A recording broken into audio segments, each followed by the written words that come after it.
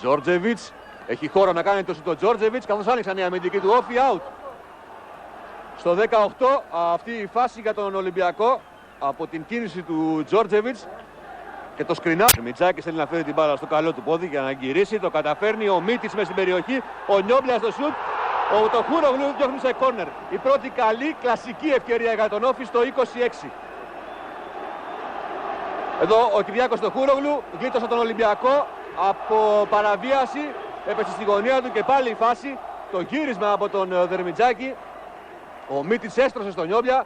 Δεν υπήρχε κάλυψη από τους αμυντικούς του Ολυμπιακού. Το Χούρογλου έδιωξε σε κόρνερ. Απέφυγε αυτό στον Καραταΐδη. Τρέχει ο Βαρεσάνοβιτς. Πάλι ο Μίτιτς μπαίνει μες στην περιοχή. Κάνει και το σούτ, την μπάλα στα δίχτυα.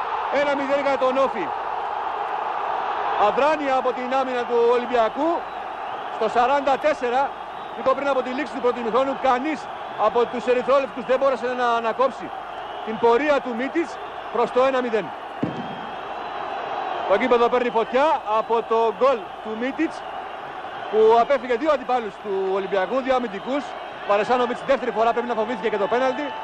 Γι' αυτό τον άφησε, βρέθηκε απέναντι στον Χούρογλου εδώ και στείλε την μπάλα στα δίχτυα.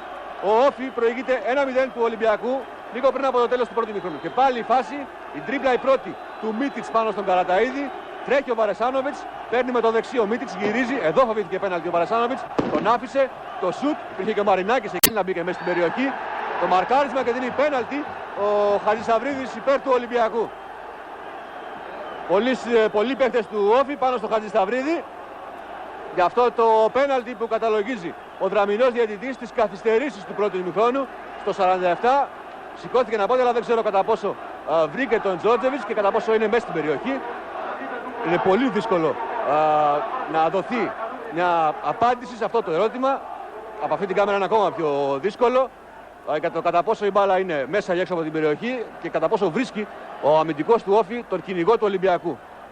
Αυτό που μετράει πάντως στην ουσία είναι ότι ο Χατζησταυρίδης έχει στήσει την μπάλα στην ασβεστένια βούλα και ο Γρηγόρης Γεωργάτος είναι αυτός που πιθανότατα θα εκτελέσει το πέναλτι, θα βρεθεί απέναντι στο Χανιωτάκι και θα έχει την ευκαιρία ο Ολυμπιακός, αν την αξιοποιήσει ο Γεωργάτος, να ισοφαρίσει.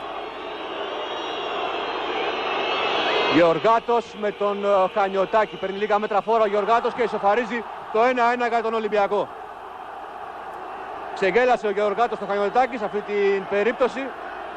Έτσι, στις καθυστερήσεις του πρώτου ημιχρόνου, το 48 με το δικό μου χρονόμετρο, ο Γρηγόρης Γεωργάτος παίρνει το παιχνίδι στα ίσια, ισοφαρίζει για τον Ολυμπιακό. Ότι δεν είδαμε στα 44 λεπτά του πρώτου ημιχρόνου, το βλέπουμε τώρα.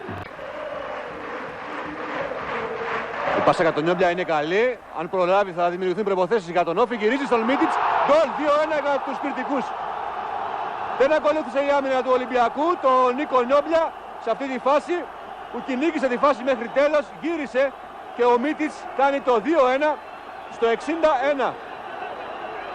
Από μια φάση που φάνηκε ότι τέλειωνε, μόνο ο Νιόμπλιας σας πίστεψε ότι μπορούσε να την γυρίσει. Στο 61 ο Όφη παίρνει και πάλι προβάδισμα στο σκορ με το γκολ του Μίτιτς, το δεύτερο της βραδιάς για τον Σέρβο κυνηγό του Όφη. Εδώ και πάλι κοιτάξτε την προσπάθεια του Νιόμπλια.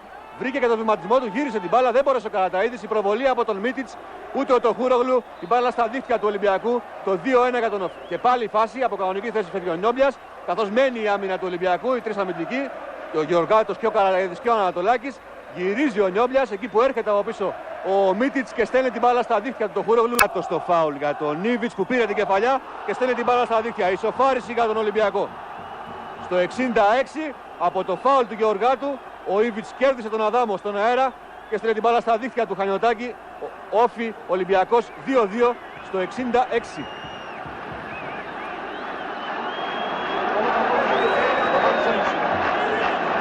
Εδώ είναι ο Ηλιαΐβιτς, σκόρερ του Ολυμπιακού. Το φάουλ από τον Γεωργάτο.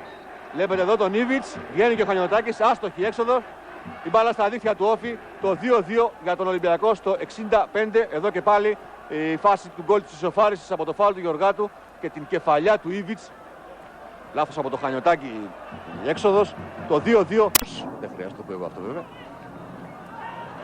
Έκοψε ο Γεωργάτος. Τζόρτζεβιτς, Ολυμπιακός στην αντεπίθεση. Κάνει κίνηση ο Καραπιάλης και ο Αλεξανδρής. Κρατάει ο Τζόρτζεβιτς, εδώ μαρκάρει καλά ο Σταυρακάκης. Η πάσα για τον Αλεξανδρή. Φάσα με τον γκολ Ολυμπιακός. Το 3-2 για τον Ολυμπιακό.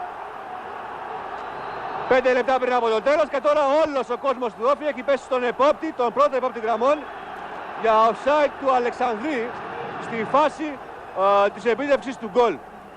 Εδώ ο Αλεξανδρής πανηγυρίζει και από την άλλη πλευρά όλος ο κόσμος, ο Αναστασίου, ο Νιόμπλιας, ο Αδάμος, ο Σταυρακάκης και ο Αγγελάκης προσπαθεί να συμμαζέψει την κατάσταση. Στο 86 αυτή η φάση για τον Ολυμπιακό. Ο Γκέραρτ στον πάγκο τον είδαμε και ο Χανιωτάκης τώρα. Στον επόπτη, τον Τσαχαλή. Θα ζητήσω τη βοήθεια της τεχνικής για να δούμε αν υπήρχε ή όχι offside και κατά πόσο είναι δικαιολογημένες οι διαμαρτυρίες των παιχτών του Όφη. Βεβαίως υπάρχει και προκατάληψη, αλλά θα δούμε.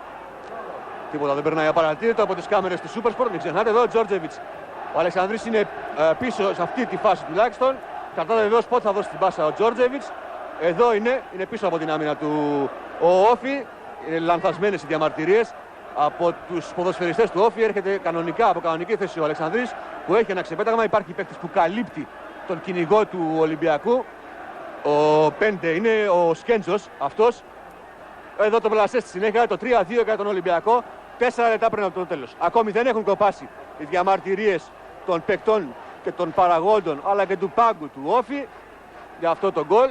Και πάλι ο Τζόρτζεβιτς, τον Αλεξανδρή, ο Πλασέ και στη συνέχεια το 3-2 για τον Ολυμπιακό στο 86. Ο Ολυμπιακός που βρέθηκε να χάνει 2 φορές 1-0 και 2-1.